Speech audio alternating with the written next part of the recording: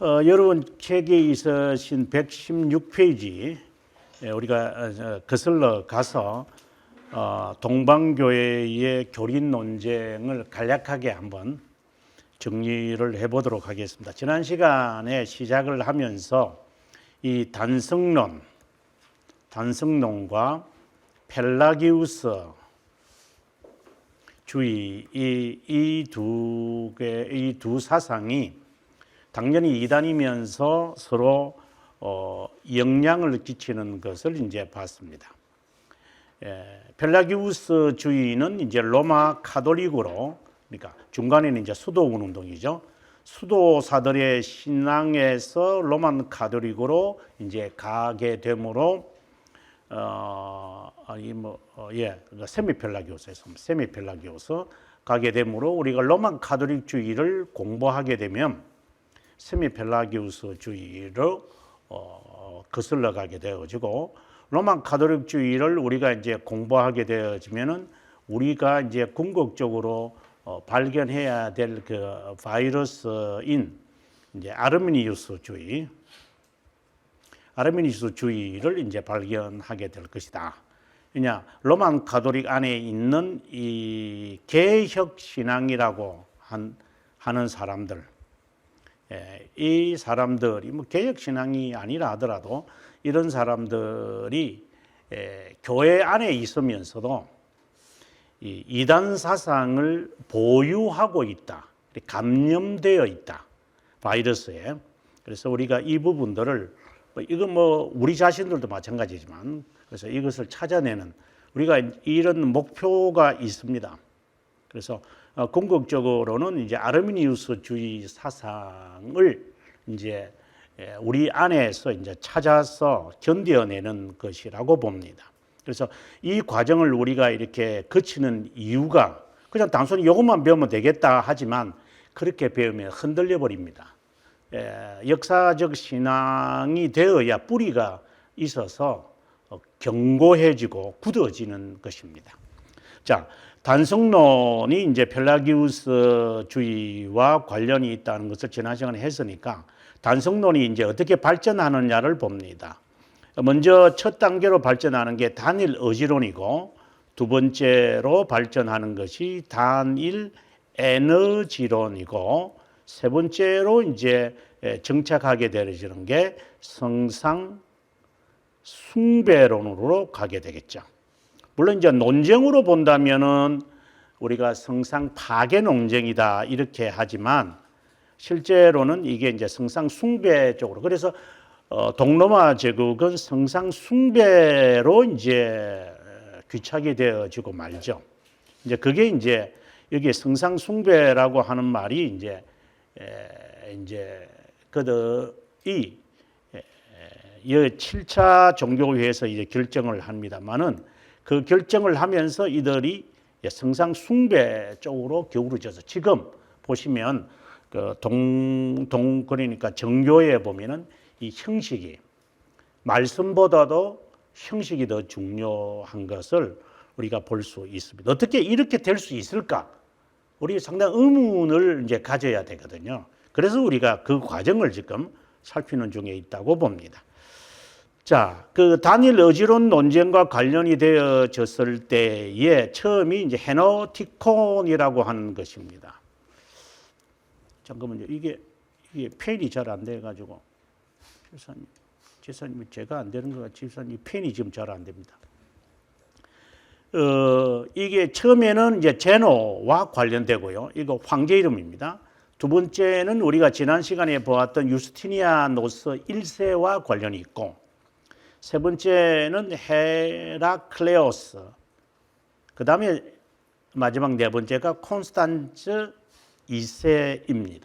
이제 이 네 명의 황제가 이제 칙령을 내리는데, 처음에는 헤노티콘, 3장, 에크데시아, 티푸스입니다. 이 내용을 우리가 뭐 봐야 할 이유는 없죠. 그렇게 보면 오히려 더 머리가 복잡해. 이것을 볼 수 있는 이제 그 핵심이 뭐냐면 칼케돈 신조 451년에 있었던 칼케돈 신조를 이제 우리가 따를 것이냐, 아니면은 타협할 것이냐, 이제 그 이야기입니다. 그래서 한쪽에는 칼케돈 신앙을 가지고 있는 사람, 그 칼케돈 신조가 우리가 아다시피 이제 그 중보자 사상이에요. 두 본성의 이야기잖아요. 그래서 제가 지난 시간에 그렇게 강조했던 게 그거거든요. 중보자 사상, 즉 두 본성의 사상을 성경대로 정통신앙으로 가지고 있을 것이냐, 여기에서 이질이 생겨서 이제 이게 이제 스프레이가 되는 거예요. 그래서 아주 우리의 신앙의 이단성을 제가 이제 파악해낸 게 이 그리스도의 두 본성이라는 말은 이제 정통 사상은 양성론인데, 이 양성론을 가지고 있느냐, 아니면 여기서 기울어지면 이제 우리의 몸도 마찬가지다시피 이단성으로 가요. 그래서 이 두 사상을 이제 하도 이렇게 극단적으로 종교가 대립 상태에 있으니 이제 황제들이 개입해가지고 타협을 하자 하는 것이 여기에 처음에 나오는 헤노티콘, 그 다음에 3장이에요. 앞에 두 개는 이제 단성론과 반대하는 사람들이 타협하자라는 쪽이고, 두 번째 이제 세 번, 네 번째 나오는 이 칙령은 타협을 하는 것이 아니라 논쟁을 하지 말라. 하도 시끄러우니까 이제. 그래 좀 성격이 조금 다르죠. 이것은 타협을 하려고 하는 것인데 오히려 더 반발이 일어나는 거고, 이것은 타협이 아니라 논쟁하지 마라. 그래서 이것을 가리켜서 다니엘 의지론, 그리고 이것을 다니엘 에너지론이다 이렇게 말합니다. 그러면 논쟁하지 말라고 하면서 이게 의지론을 지금 내세운 거잖아요. 우린 여기서 앞서 제가 이야기한 것처럼 두 본성의 이 균형이 얼마나 중요하다는 것을 우리가 다시 한번 느낄 수 있습니다. 전체가 신성이며 전체가 인성입니다. 신성이 인성으로 변한 거라 인성이 신성에 영향을 끼친다고 보면 안 됩니다. 이걸 우리가 예를 든다면은 기도 열심히 하고 신앙생활 잘하면 가정이 잘 되고 부하고 가와 만사성 된다. 그러면 그건 단성론입니다. 두말할 필요 없습니다. 어떤 문제 해결을 위해서 지금 내가 다급한 문제를 해결하기 위해서 우리 하나님 앞에 갑니다. 그거는 이제 시작입니다. 이거는 시작입니다. 그냥. 그것이 신앙의 종착역은 아닙니다. 이제 내가 하나님 앞에 왔으니까 하나님은 다 해결할 줄 믿습니다. 그렇게 되면 그게 또 단성론이 되는 거예요. 굉장히 예민하게 들어가야 됩니다. 그러면 어떤 문제를 해결하기 위해서 우리 하나님 앞에 나오잖아요. 그거는 준비라고 해서요. 그 다음에 가서 이제 하나님의 뜻을 찾기 시작을 합니다. 기도 속에서 말씀을 들으면서 성경을 읽으면서 차분하게 자기가 묵상과 숙고를 하면서 아하, 내가 왜 이 지경에 이르렀지? 그러면 회개하고 그 다음에 이제 하나님 해결하겠지. 거기서 이제 여기에서 분기점이 형성합니다. 이제 하나님이 하시겠지. 이제 하나님이 제가 하는 일에 저는 최선을 다할 것입니다. 마치 한나처럼 여인이여 두려워하지 말고 돌아가라고. 아닙니다. 하나님 더더 이러면서 이제 때를 쓰기 시작하면 여기 단성론으로 가버리는 거고, 이제 거기에서 예 알겠습니다 하고 가서 자신의 일에 하더라 이 말입니다. 그런데 이 아주 방금 이제 준비의 단계에서 답을 찾고 그 다음에 자신의 일에 뭐 예를 들어서 레이오프를 당한다, 무슨 일을 직면해서 뭐 질병을 당한다거나 여러 가지 있을 때에 이 환경을 하나님께서 접수하셨다, 접수하셨다 말이 좀 이상하지만 하나님이 아신다는 것을 확신이 들면 자신이 해야 할 일을 이제 찾아서 하는 겁니다. 이제 하나님이 들었으니까 이제 내가 하는 일을 하나님이 도와주겠지. 그래 되면 또다시 단성론으로 가는 거예요.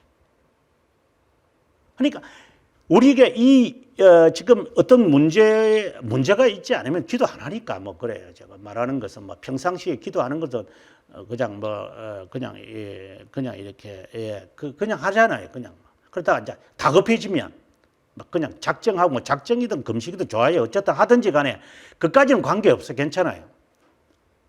이제 내가 하는 일을 하나님 도와주겠지 이러면 단성론으로 간다 이 말이고, 그 다음에 내가 기도했으니 하나님이 잘 해결해 주실 거야. 원만하게 다 해결하실 거야. 그리고 자신의 일에 최선을 다하고 있는 거. 그러면 이제 내가 어떻게 일을 해야 되는 내 삶에서. 그러니까 불의한 종의 지혜를 배워야 돼요. 주인이 너 레이오프 시킨다 이렇게 했을 때 불의한 종이 어떻게 해요? 내가 이거 줄여 죽겠구나. 그러니까 자기가 잘못해서 느꼈잖아요. 그럼 어떻게 해야 내가 살아남을까? 이렇게 해서 이 불의한 종이 어떻게 했느냐? 주인에게 이제 주인의 이제 돈을 내가 횡령해서 이제 주인이 알아채서 나를 이제 빼내겠다고 한 거니까, 그러면 주인이 나에게 사명을 맡겨서 이제 업무를 맡겨서 이제 가격을 매겼던 사람들이 있으니 거기에는 내가 커미션으로 빼먹는 게 있잖아요. 그래서 사람들을 모아가지고 너 얼마냐? 1000입니다. 그럼 500으로 해라. 뭐 이런다 그러. 그래서 주인에게는 손해되지 않고 내가 가지고 있는 것을 다 빼내는, 그때 주님이 하신 거잖아요. 지혜를 배워라. 불의한 재산으로 친구를 사겨라 라고 말씀하시는 거예요. 저는 그 답이 우리 예민하게 보셔야 돼요. 그래서 그렇게 가야 돼요. 내가 손해보고 내가 고치고 내가 바른 것을 하고 이래야지. 만약에 거기서 나를 레이오프 시킨다 이러면은 이제 하나님께 기도해서 하나님이 해결하시겠지. 이런 식으로 가면 이제 그것이 이제 맹신과 광신과 과신 쪽으로 가는 거예요. 이제 그러는 현상이 이 중세 초기에 지금 단일 의지론, 단성론 논쟁, 단일 에너지론, 여기에 막 극성분자들이 거기에 막 대결하는 거예요, 이게. 그래서 이제 왕이 개입한다. 이제 그것을 알고 이제 읽으면 이 내용을, 그게 핵심이거든요. 그래서 그것을 알고 가면 이제 이것은 이 문제는 그렇게 어렵진 않아요. 자, 한번 보겠습니다. 이제 방금 했던 것을 이제 마음에 생각하면서 우리가 한번 보도록 하겠습니다. 뭐 앞에 있는 내용은 넘어가고요. 1단계 제노라고 하는 이제 황제가 헤노티콘이라는 것을 이제 발표한다. 왜? 화해를 위해서. 칼케돈 지지자와 그리고 단성론자들을 화해를 위해서. 정통은 뭐라고 합니까? 양성론이라고 합니다. 단성론은 뭐라고 하느냐면 신성이 인성을 지배하거나 흡수 병합했다는 견해를 가지고 있다. 앞서 말한 대로 영적이 잘 되면 쉽게 말하면 오선절파라고 보시면 돼요. 내 영혼이 잘 된 같이 내가 범사에 잘 되고 내가 건강하기를 원하노라. 요한 2서인가 3서의 그 말씀을 인용을 하는 오선절파들, 바로 그게 전형적인 단성론자입니다. 그래서 신성이 인성을 지배하고 또 이것이 발전하면은 이제 어떻게 되냐면 로마 가톨릭의 세미 펠라기우스로 가가지고 교회가 정치를 지배해야 한다. 이제 이런 식으로 가는 거죠, 이게. 그래서 절대로 교회는 정치를 지배하면 안 됩니다. 정치도 교회를 지배하면 안 되는데, 그러나 교회는 틈만 있으면은 정치하는 사람들을 간섭하려고. 지금 한국 교회를 한번 보십시오. 툭 하면은 정치 얘기합니다. 최근에 부활절 메시지 전하면서 로마 교황이 전쟁에 대해서 언급을 합니다. 뭐 어쩌고 저쩌고 그 짜장면 먹고 있는데 그 사람 짜장면도 그 스파게티밖에 안 먹을 텐데, 이것이 간섭입니다. 왜 지가 전쟁을 멈추라 말하고 합니까? 이런 거 마치 지가 지배하는 식으로 이런 거. 그 최근에 또 부활절 예배할 때 뭐 정치하는 애들이 전부 대형 교회 가가지고 뭐 부활절 전환 예배 참석 일하시는데 그게 정상적인 교회라면은 왜 이때 찾아오는 거예요? 평소에 뭐 주님 찾으려면 와가지고 뭐 금자철하나 참석하든지 이게 정치적 야욕을 우리 교회에 이 장소에 이 예배에 민족의 지도자가 왔다. 아주 단성론적인 기질이 있는 그래서 대형 교회를 하려겠다는 힘을 봐. 이게 이제 로만 가톨릭 세미펠라기우스주의 단성론 정치가 교회에 개입하는 이것이 그 사상이 있으니까 자연스럽게 이렇게 나타나는 것이고 과도하게 나가면 그리고 그것을 축소시켜서 이제 정치로 교회를 또 지배하겠다. 인성이 신성을 지배하는 거니까 이래 되면 자유신학으로 가는 거고. 하여튼 이 혼란 속에 이 균형이 있으니까 기억하면 좋겠습니다. 그 다음 네스토리우스는 신성과 인성을 뚜렷하게 함으로 어떻게 보면 네스토리우스파는 인성이 신성이고 여기서 단성론이라고 하는 이것은 이제 유트케서를 말하죠. 유트케서는 신성이 인성을 지배하겠다는 거. 이게 둘 다 그런 것이니까. 그래서 네스토리우스 쪽으로 가면은 이거는 자유신학이고 방금 말했습니다. 이쪽으로 가면 이것은 이제 그 맹신 쪽으로 가는 맹신의 신앙을 갖게 되어지는 것이죠. 그 신비주의 다시 말하면 신비주의 쪽으로 이제 가게 되어집니다. 그리고 왜 신비주의로 가는 거하고 자유신앙하고 전혀 다른 것처럼 보이잖아요. 신비주의는 뭐 이렇게 뭐 하나님과 영적인 뭐 교제하고 뭐 이런 사람, 자유신앙은 영적인 것보다도 굉장히 이성을 따지는 사람들인데 일반적으로 그렇게 생각해요. 그거는 큰 오산입니다. 신비주의나 자유신앙이나 공통분모가 있습니다. 이게 극단적으로 다른 것 같은데 공통분모가 있는데 그것은 자기 자신입니다. 신비주의도 인간 중심이고 내가 느꼈고 내가 받고 내가 들었고 내가 한다 이런 식이죠. 하나님이 나한테 보여줬다. 그리고 자유신앙은 우리가 해야 된다. 같은 겁니다. 그래서 중세시대 때 스콜라주의라고 하는 것은 스콜라주의를 하는 그 아퀴나스라든가 보네벤추라라든가 뭐 여러 이름 또 까먹었습니다만 그런 여러 많은 그 스콜라주의자들이 이 두 가지를 다 가지고 있습니다. 스콜라주의는 이성주의자들이지만 신비주의자들입니다. 철학자들을 보십시오. 철학을 신으로 모십니다.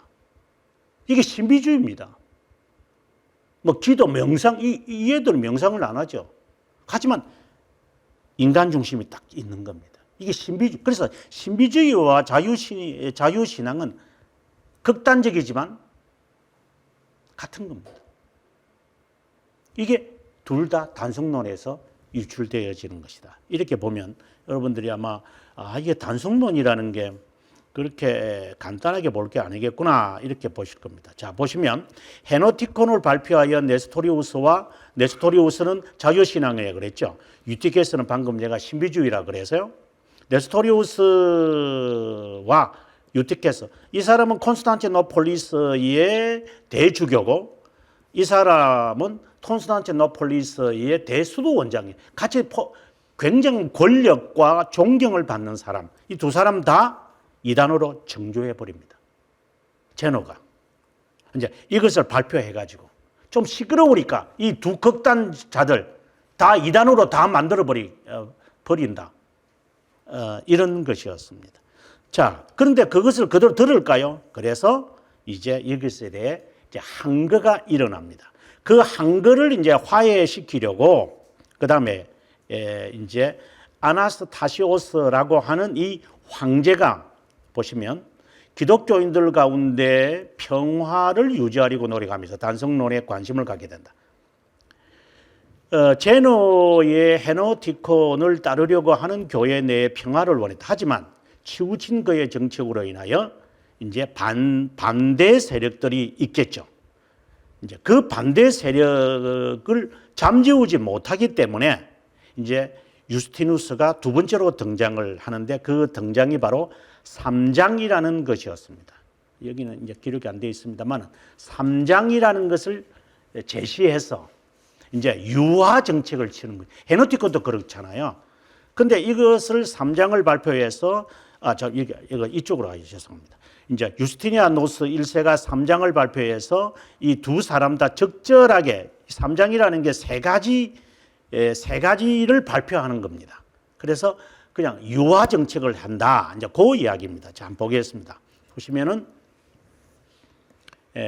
신인 뭐 융합론 이렇게 쭉 나오다가 이제 삼장이라는 말이 나올 겁니다. 이 중간 내용들은 그냥 제가 쓰는 거. 여기 보시면 이제 삼장이라는 말이 나오잖아요. 그 삼장의 내용은 우리는 굉장히 생소한 내용입니다. 하지만 이것이 무엇이냐면 데오도레라고 하는 사람, 이거는 이제 단성론을 반대하는 사람인데 그 사람의 작품 인정하자. 뭐 쉽게 말하면 그런죠. 적절하게. 그 다음에 시릴에 반대하는 사람 데오도레트의 명백 작품도 인정하자. 그리고 페르시아 마리아서에게 보낸 이 이바스라고 하는 이 서신도 우리가 인정하자. 이거 다 인정하겠다. 서로 이제 윈하겠다. 근데 이게 또 문제가 생기는 거죠. 그래서 이것으로 인해 또다시 문제가 있어진다. 이제 우리가 지난 시간에 봤던 유스티니아노스가 이제 뭐 첫 단계로 뭐 3장 발표하고 두 번째 단계로 뭐 이제 계속 발표가 되어지는데 그냥 이렇게 넘어가겠어요. 왜 그런가 하면 이게 머리가 굉장히 복잡하니까. 그다음에 두 번째 이제 3장의 두 번째 내용이 앞서 말씀드린 대로 테오도레에 있는 것이 있는데 그다음에 마지막 3장의 세 번째 이제 이러한 내용을 했습니다. 그래서 5차 종교 회의를 이제 개최합니다. 553년입니다. 이게 나오죠. 553년에 이제 이 3장을 황제가 발표했는데 유화 정책을 위해서 뭐 데오도레 작품이든지 뭐 이바스의 작품이든지 뭐 이거는 별로 중요하지는 않죠. 실제로. 예. 근데 중요해요 또. 이게 또 굉장히 신학적으로 중요한데 일반적으로는 중요하지 않다라는 말입니다. 이 553년에 이제 동방교회가 종교회의를 벌여서 제1차적으로는 3장 논쟁을 하는 거고 이걸 인정해야 되느냐 거부해야 되느냐. 그 다음에 두 번째 논쟁이 뭐였느냐면 오리게네스 주의를 이단으로 정죄하는 겁니다. 오리게네스 주의는 여러분께서 이제 거슬러 가보면 오리게네스는 아주 복잡하죠. 실제로. 우리 처음에 제가 지금 방송에서 하고 있는 그 세미펠라기우스 논쟁에 그 세미펠라기우스를 이제 부양시키고 자극시키고 발전시키는데 도움이 되는 사상이 바로 수도사들이었거든요. 그래서 수도사들의 신앙이 오리게네스잖아요. 오리게네스 주의예요. 오리게네스 주의가 어떻게 해서 디벨롭 되어졌느냐? 에바그리우스라고 하는 사람이 오리게네스의 작품을 발전시켜 가지고 이 사람이 오리게네스 주의를 만들잖아요. 그래서 이 지금 553년에 와서 이게 단성론 논쟁인데 이게 세미펠라기우스 수도사들 그러니까 수도사들은 세미펠라기우스주의인데 이들에게도 영향을 끼치는구나. 이래서 서방에 있는 뭐 서방이라고 해야 되는지는 모르겠지만 알렉산드리아에서 활동했던 오리게네스인데 동방이라고 봐야 되겠는가. 아무튼 수도사들에게 영향을 끼치고 있는 이 세미펠라기우스주의를 만들어가는 게 이미 만들어진 것을 이단으로 정죄해버리는. 그래서 지난 시간에 제가 했던 말이 세미펠라기우스주의는 단성론에서 오는 거다. 이 말을 제가 했던 겁니다. 그 다음에 오리게니스 주의는 특징이 있는데 신인, 동형, 동성론이잖아요. 그래서 하나님을 인간으로 다 이해하려고 하는 거잖아요. 이게 자유신학자들, 이게 이제 네스토리오스주의인 거예요. 이게 다 우리 봐라, 하나님 우리 사랑하잖아. 그래서 우리가 누구를 사랑하면은 이제 이런 식으로 해석을 해서 하나님의 사랑을 이해한다거나, 그리고 하나님에 대한 이해를 다 우리 입장에서 다 해결해. 그래서 하나님에 대해서 이해가 안 되면 우리의 입장에서 해결을 보고 이제 하나님으로 이해하려는데 이게 갭이 생기기 시작하잖아요. 이게 말이 안 되는 거거든요. 그렇다고 해서 신의 입장에서만 갖고 인간을 봐서는 안 되죠. 그러다면 그건 또 신비주의자고. 그래서 어떻게 하나님의 입장에서 측면에서 인간의 문제를 볼 것이며 인간의 문제를 하나님의 입장으로 어떻게 이해할 것인가, 이 균형이 단성론이기 때문에, 단성론 논쟁이기 때문에 이것은 아주 세밀하게 배워야 됩니다. 그것은 신학자인 저희들과 그것을 배우는 목사들이 이게 명쾌하게 갖고 있어야 됩니다. 한쪽으로 다 치우치게 돼 있어요. 그러면 신앙의 삶에서 이제 극과 극으로 가는 거죠, 이게.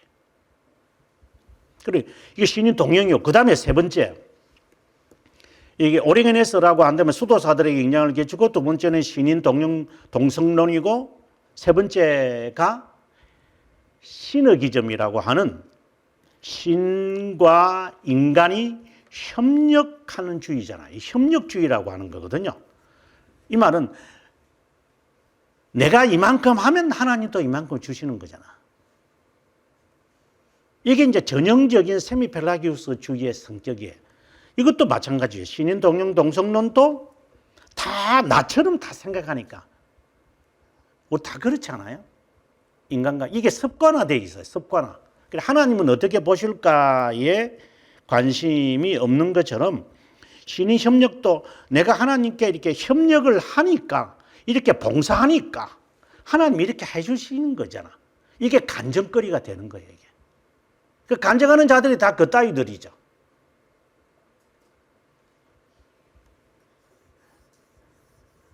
정말 나쁜 사람들입니다. 지가 이단이면서 누구 보고 이단이라고 합니까? 그래서 이런 오리게네스 주의를 이때 당시에 유스티니아노스 1세가 간파하고 3장만 아니라 이거 오리게네스도 이단으로 정죄해버려야 되겠다. 물론 이제 저희들은 받아들이지 않습니다만은 뭐 여기 동방만 가는 이런 것을 하지 않지만 참고는 할 수 있어요. 이게 아주 무서운 사상이구나. 세미펠라기우스주의와 단성론이 이게 그 시대에 같이 이게 퍼져 있었군 거랑 이제 그것을 우리가 알면 좋겠습니다. 그 다음에 뭐 종교회의의 내용은 그냥 이렇게 스킵을 하고요. 그 다음에 이제 우리가 지금 정말 중요하게 또 봐야 하는 것이 단일 의지론 논쟁으로 갑니다. 자, 보겠습니다. 첫째 줄부터 봅니다. 칼케돈과 단성론 견해 사이에 공동 입장을 찾으려고 시도했다. 황제 헤라클레오스는 전적으로 지지했는데 단일 의지론을 정치적 도구로 사용하기로 결심하고 아르메니아 지역의 비칼케돈 교회의 제국 교회 간의 화해를 목적을 했다. 사산제국, 당시에 이제 그 페르시아가 망하고 난 다음에 이제 사산제국이 이제 나타납니다만은 승리로 마무리한 후에 다시 종교적 문제에 관심을 가졌다. 시리아, 이집트에 있는 단성론을 회복시키고 싶었기에 626년에 히에라폴리스에 있는 야코푸스파, 제가 지난 시간에 야코푸스파, 제콥, 제임스죠. 이게. 그 이야기를 제가 했습니다. 그 영국의 야코푸스와 이 시대의 야코푸스는 다르니까 헷갈리지 않았으면 좋겠다라고 했습니다. 그 다음에 넘어갑니다. 자, 단일 의지론을 의지라는 게 도대체 뭐냐? 예수 그리스도가 두 본성을 가졌지만 하나의 의지가 있다고 단일 의지론에 대해 가르쳐둔 입장은 그리스도의 활동 그리고 행위가 이중성보다 단순하고 단일하다는 개념과 모순되지 않는다고 제안했다.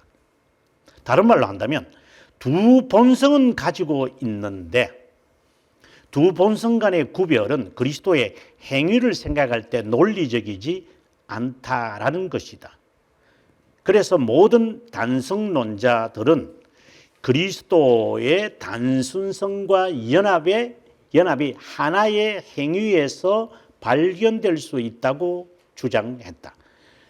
저는 이런 것을 읽고 공부하면서 이게 뭔 말인지 모를 정도예요.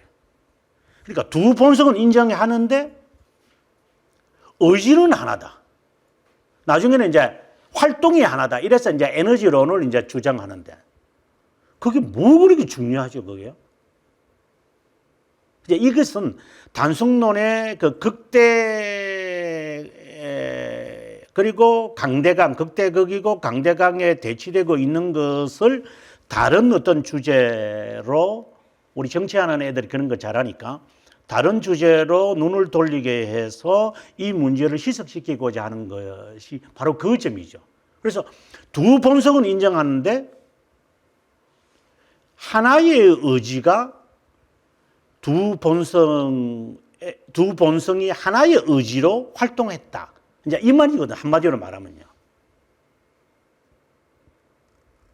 이제 그게 단일 의지론 논쟁이에요. 근데 그것도 이단으로 정죄를 받죠. 680년에.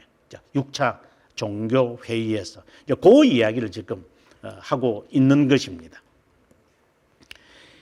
그러면서 이제 발표를 하는 건데, 단일 신론과 연관되어 비잔틴 제국의 헤라클레오스가 발표한 칙령으로 에크데시스라고 하는 겁니다. 예수 그리스도의 인격에는 하나의 의지든 둘의 의지에 대해 언급하는 것을 금한다. 그리스도의 두 본성이 하나의 의지, 단일 의지로 연합되어 있다는 것이 단일 의지론이다.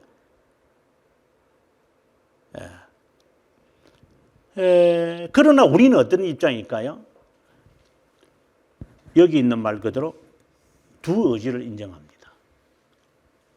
그럼 이게 차이는 뭐냐? 좀 더 제가 아주 깊게 아까 제가 단성론을 실제로 우리의 시대에 제가 계속해서 이게 적용을 제가 시키고 있는 건데, 그리스도의 두 본성을 인정해야 우리 한번 한번 보십시오. 우리 자신도 그런데 그리스도가 신성과 전체가 신성이고 전체가 인성이다. 그래, 아멘. 다 믿는다고 내가. 그럼 나는 그러면 정통신앙이네. 자, 그 다음 단계로 갑니다. 그러면 두 본성이 하나의 의지가 되어져서 그리스도가 활동하실까? 아니면은 신성이 지닌 의지와 인성의 지닌 의지가 위격적 연합으로 혼합, 혼동, 변화, 구분되지 않으면서 하나로 하시는 것인가? 이거는 성격이 다릅니다. 그걸 이제 단일 의지론에 세밀하게 들어가는 겁니다. 다시 말씀드릴게요. 단일 의지론이라는 것은 두 본성을 인정하면서 하나의 하나의 의지만이 있다. 근데 그 의지가 신적 의지냐, 인간적 의지냐, 이제 그거는 또 문제가 들어가야 되죠. 그러면 단성론 논쟁 사람들은 그것이 딱 나오자마자 네스토리우스를 따르는 사람들은 인간적 의지지. 그러니까 단일 의지고. 그 다음에 이 신비주의를 따르는 이런 그 유티케스를 따르는 사람들은 신적 의지가 있는 거지. 그리고 이제 정통신학에 있는 사람들은 두 의지가 있지만 인간으로서는 도저히 이해가 될 수 없는 하나로 하나님은 하신다. 예를 들어 삼위일체와 같은 이야기예요. 세 위격에 계시지만 구별될 뿐이고 하나다. 동일하다. 그래서 신적 의지와 인간적 의지는 동일한 것이다. 그분에게 나누면 안 된다. 이제 이것을 이제 단성론을 반대하면서 가지고 있던 그 양성론을 그대로 이제 보소하는 거예요. 그래서 다시 돌아간다면 인간의 의지, 하나님, 우리 기도할 때 하나님 제 의지를 변화시켜 주세요. 하나님 제가 머리가 막 뛰어나게 해주세요. 하나님 막 이런 식으로 기도하는 사람들, 하나님 제가 지금 결정을 하려고 하는데요, 하나님이 이거예요 저거예요, 어느 쪽 가서 어느 쪽으로 다 잡으면 다 이럴 따위 식으로 신앙생활을 하면 그게 바로 단일 의지는 이단인 거예요. 그게. 그러니까 내가 하려고 하는 이것까지 하나님이 다 간섭을 해가지고 하는 뭐예요? 어떤 거지요? 이거죠. 맞습니다. 여기에 감이 있어요. 단성론하고 성격이 좀 다르죠. 그러니까 하려고 하는 이 의지를 나에게 모아져서 하나님이 나를 지배해서 내가 의지를 한다. 의지적 활동을 한다. 그리고 여기서는 내 의지가 하나님에게, 내 뜻이죠. 뭐 의지라는 게 뜻인데 그 뜻이 상달되어졌고 하나님이 그걸 간합하셨기 때문에 내가 한다. 이 둘 다 카리스마가 있죠.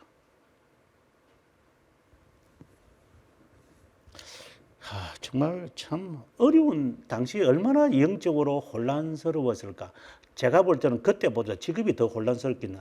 저는 지금이 더 혼란스러운 건데, 그 다음에 이제 마지막 단계로 갑니다. 다니엘 에너지론론 봅니다. 641년 헤라클리오스가 세상을 떠나자 콘스탄티노폴리스는 그야말로 혼란에 빠지고 말았다. 어린 손자 콘스탄스 2세가 황제직에 올랐다. 종교에 관심이 없었던 그는 647년에 교회 내 혼동과 불일치를 해결하려는 마음을 굳히고 티푸스를 발표하여 두 의지든 한 에너지든 두 의지든 이것과 관련하여 어떤 논쟁도 금한다고 했다. 이것에 대한 반발이 또 일어났다. 그 중에서 고백자 막시무스라는 사람이 이제 등장을 하면서, 이제 이 사람은 보통 우리가 정통인 사람이라고 그래요. 이 고백자라든가 당시에는 뭐 성이 없으니까 이름만 있으니까 뭐 존경받는 사람, 성인 뭐 이런 이름들이 들어가잖아요. 이 고백자가 들어가면 굉장히 훌륭한 사람이거든요. 이제 순교한 사람들, 이제 옥중 서신을 옥고를 거친 사람들은 이제 보통 고백자 이제 이렇게 말을 하는데, 이 사람이 이제 단일 의지론을 반대하면서 아주 존경을 받으니까 이제 단일 의지론을 고수하는 콘스탄티노폴리스 대주교인 바울 2세와 이제 언쟁이 있게 됩니다. 649년에 라테란 종교회의를 해서 단일 의지론을 이단으로 정죄하는 20개의 교회법을 이제 작성하게 됩니다. 그러면서 만든 게 뭐냐? 티푸스라는 것이다. 이 티푸스라는 것이 이제 이 보면 티푸스 이렇게 되는데, 이게 이제 말 자체는 그리 중요하지 않아요. 티푸스라는 것은 그냥 의지라는 말이니까. 자, 제2위격의 그리스도 안에 있는 한 의지, 두 의지, 한 에너지 또는 두 에너지에 대한 언급을 금하는 칙령이었기에 정통신앙을 침묵시킬 수 있을 것이라고 여겼기에 단일 의지론 논쟁자들은 단일 의지론자들은 대환영에 타지만 그렇지 않았다. 649년에 마티노 1세는 앞에서 지적했듯이 1차 그 라테란 종교회를 개최하여 단일 의지론을 이단으로 정죄했다. 이것을 위해 마티노 1세는 황제에게 금거되어 추방을 당했다. 자, 티푸스를 해서 이것저것 다 이제는 논쟁하지 맙시다 했는데, 막시무스라는 사람이 그 무슨 말입니까? 그리고 그것에 대해서 이제 로마 감독이, 당시에는 로마 감독이죠. 로마 감독이 동일하게 입장을 같이 하니까 이게 다시 또 문제가 이제 일어나게 되어졌다 하는 그 이야기입니다. 이제 콘스탄티누스 4세에 이르러 이 문제를 이제 이거 어쨌든 해결을 해야 되잖아요. 그래서 이제 그 다음 단계로 가는데 황제 콘스탄티누스 4세는 이 부분에 로마 감독 아카토네에게 종교적 문제를 종결짓기 위해 범종교회의를 개최하자고 물었다. 이에 동의하여 680년 이게 이제 보통 6차 종교회의라 그러고 콘스탄티노폴리스 세 번째 모였기 때문에 이제 3차 콘스탄티노폴리스 종교회의다 이렇게 불려집니다. 여기서 이제 이 어지러운 논쟁, 뭐 다른 말로 한다면은 양 어지러운 논쟁 좀 이상하죠. 뭐라고 해야 되는지 모르겠어요. 드오 딜리티즘이라는데 딜리가 여기에 의지라는 말이거든요. 그리스도의 두 의지, 두 본성, 두 에너지는 분리, 변화, 구분, 혼동 없음을 결정했다. 또 단일 의지론 자였던 로마 감독 호노리우스도 이단으로 정죄했다. 아니 이 사람 전에는 단일 의지론을 이단으로 했다가 또 교황이 바뀌면 감독이 바뀌면 다시 또 단일 의지론으로 가고 이게 전에 있는 사람은 반대했다가 지금 있는 사람은 찬성했다가 전에 있는 사람은 반대했다. 이게 뭐라고 말하지 못할 정도로 이제 영적으로 헷갈리는 이제 경우를 직면합니다. 그다음에 이제 이 내용으로 해서 이제 이 단일 의지론 논쟁은 이제 생각을 해보세요, 여러분. 단일 의지론 논쟁이 381년부터 시작을 해서 680년까지 왔으니 여러분 이게 300년 동안 3세기 동안 여러분 진짜 이게 정말 지겹지 않습니까? 말이 300년이죠, 여러분. 이게 아폴리나리스 이단으로 정죄했지. 431년에 네스토리우스 정죄했지. 451년에 이제 그 유티케스 정죄했지. 553년에 다니엘 의지론 논쟁이지. 680년에 다니엘 에너지론 논쟁이지. 계속해서 그 따라가는 것은 단성론. 그리스도의 두 본성의 관계에 대한 답이 없는 사람들.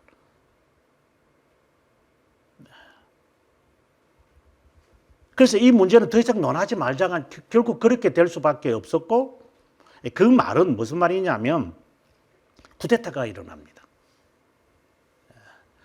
이런 정권과 종교가 유착되어서 해내려갈 때 이제 동로마 제국에서 쿠데타가 일어난다. 그게 이사오리스라는 이 사람이 쿠데타를 일으켜 가지고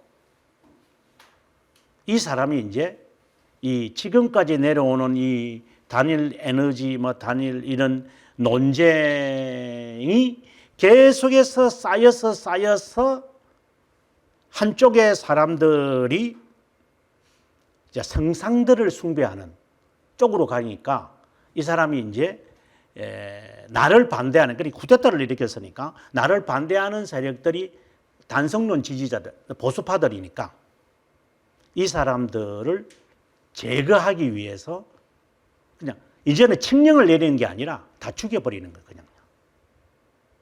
이제 그렇게 되면서 이게 단성론 논쟁이 이제 수면 위에 있는 게 아니라 수면 밑으로 이제 쫙 깔려버리죠. 그래서 이게 이제 끝난 것으로 생각이 드는데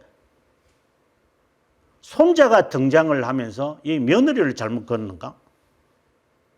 에이린이라고 하는 이 며느리가 잘못, 이제 손자 등장을 해가지고 이 여자가 단성론자예요, 또. 그래서 이 여자가 등장을 해서 아니 단성론 그 성상 숭배하는 게 뭘 그리 잘못됐는데 이래서 이걸 또 부활시켜버리네. 이래서 이제 100년 후에 787년에 이제 성상 파괴 논쟁의 결론을 짓는 거예요.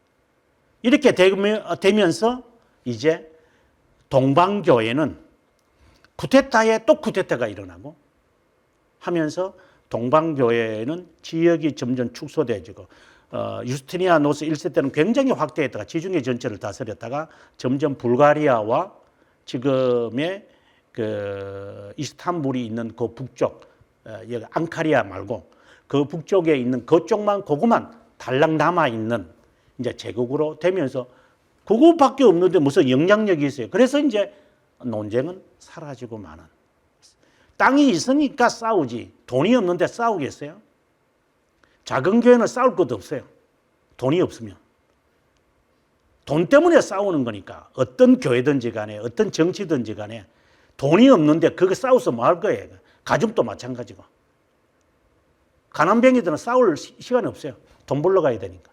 그러니까 돈이 있으니까 세력이 있고 권력이 있으면 그것이 탐욕이 생겨서 이러한 논쟁들을 이제 해왔던 거였고, 그것이 이제 세력이 약해지면 이 문제도 그냥 없어지는 게 아니라 이제 그만하자고 이제 하는 식으로 해서 787년으로 끝나고 만다. 그 중에서 우리가 하나의 인물을 봐야 되는 것 있다면 막시무스라는 사람이다라고 이제 되어 있습니다. 그래서 앞서 제가 이분은 그래도 동방교회에서 그래도 존경하는 사람이다 이라고 해서 제가 이야기를 했는데, 뭐 이분에 대해서는 제가 살피지 않겠습니다. 그 다음에 또 두 번째 인물은 위디오니시우스라는 사람입니다. 이 사람은 여기 보시면은 여기 6세기 시리아에서 활동한 수도사로서 동방 정교의 일원이 아니고 네스토리우스파, 그러니까 막시무스하고는 다르죠. 막시무스는 칼케돈 지지자고 위디오니시우스라는 이 사람은 단성론자예요. 그러니까 이 두 사람의 대표적인 것. 그래서 여기서 우리가 하나 깨달아야 되는 게 지금 다니엘 의지나 다니엘 에너지나 단성론을 지지하는 사람들의 성격이 다 신비주의라고 하는 겁니다.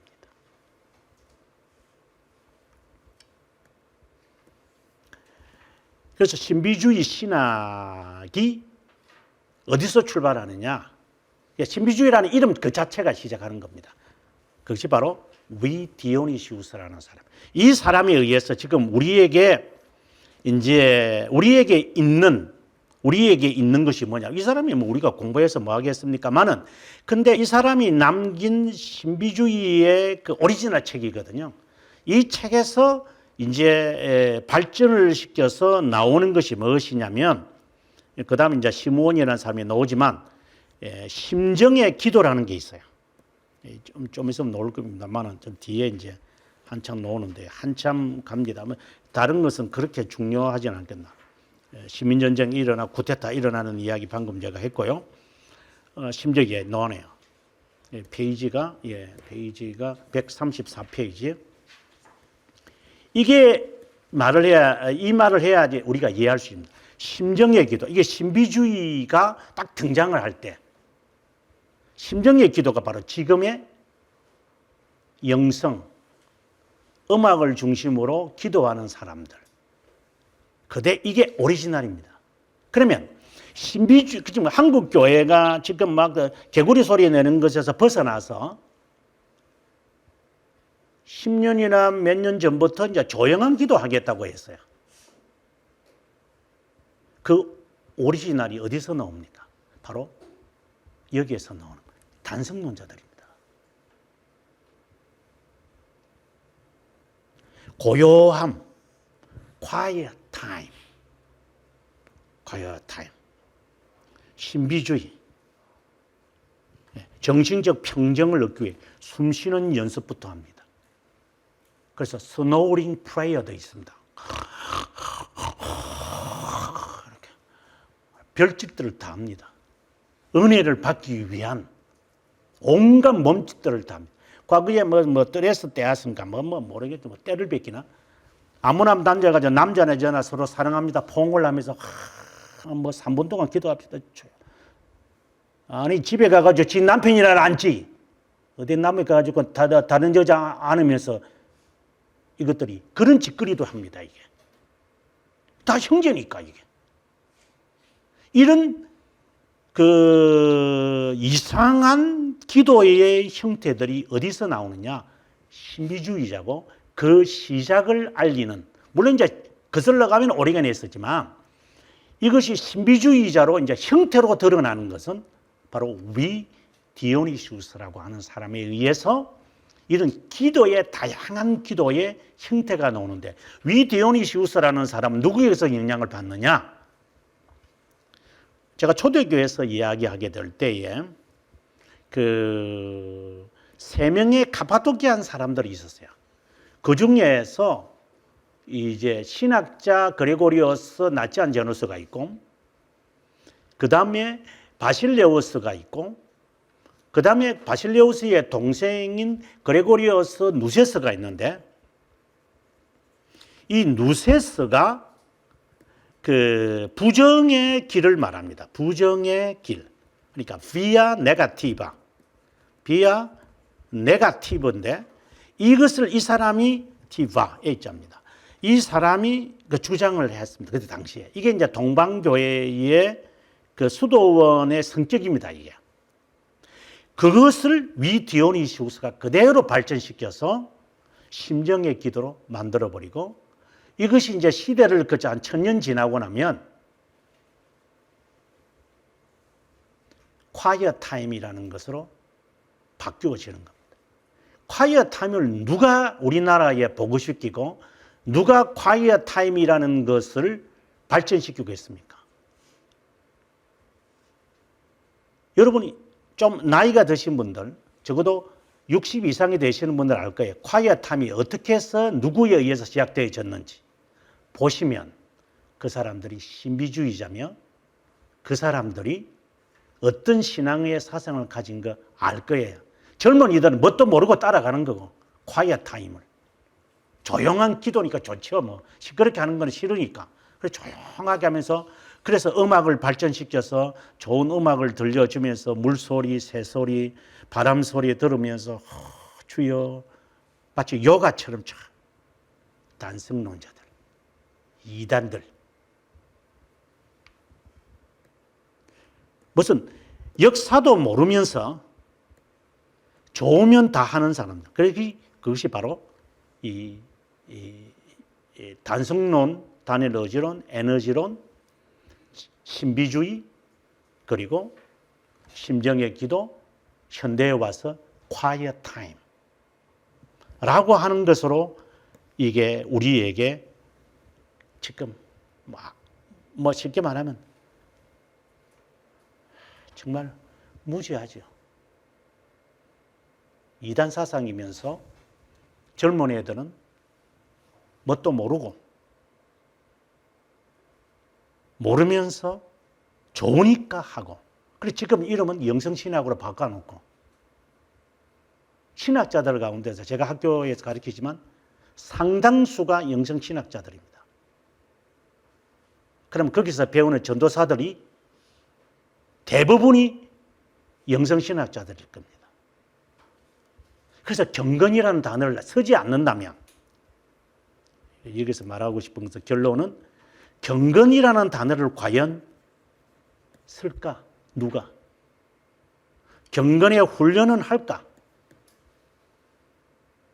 우리가 실제로 보시면 됩니다.